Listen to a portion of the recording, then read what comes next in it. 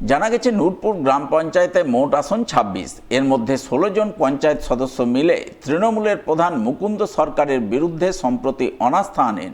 সেই অনাস্থার তলবি সভা ছিল বুধবার। তলবি সভায় অনাস্থা আনয়নকারী ১৬ জন সদস্যই অংশগ্রহণ করেন এবং তারা সকলেই প্রধান অপসারণের পক্ষে ভোট দিয়ে তৃণমূলের প্রধানকে অপসারিত করেন।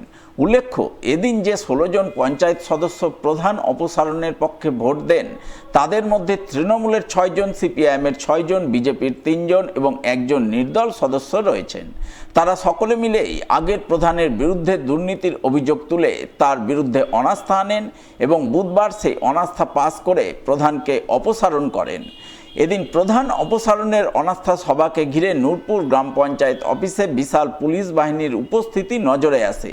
কড়া পুলিশি নিরাপত্তার মধ্যে সুষ্ঠুভাবে প্রধান অপসারণ পর্ব সম্পন্ন হয় বলে জানা গেছে। আজকে আমরা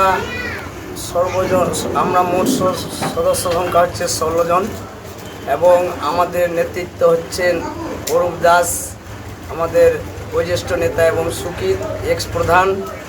আমরা নূরপুর অঞ্চলে যে পঞ্চায়েত রাজ দুর্নীতির রাজ চলছিল তার প্রধানের বিরুদ্ধে আজকে আমরা অনাস্থা অংশগ্রহণ করলাম এবং আমরা ১৬ জন সদস্য নিয়ে প্রধান কাজকে অপসারণ করলাম।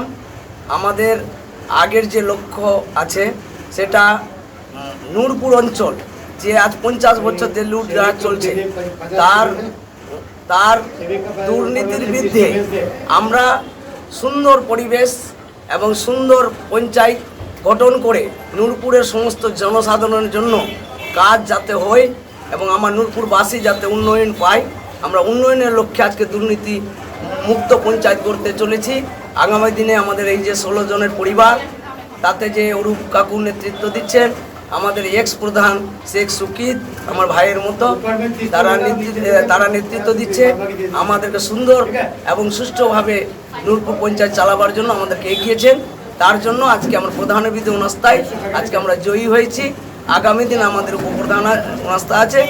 আশা করব আপনাদের সহযোগিতায়, সরকারের সহযোগিতায়, প্রশাসনিকের সহযোগিতায় আমরা সুন্দরভাবে এগিয়ে যেতে পারি, এটাই আমার কামনা।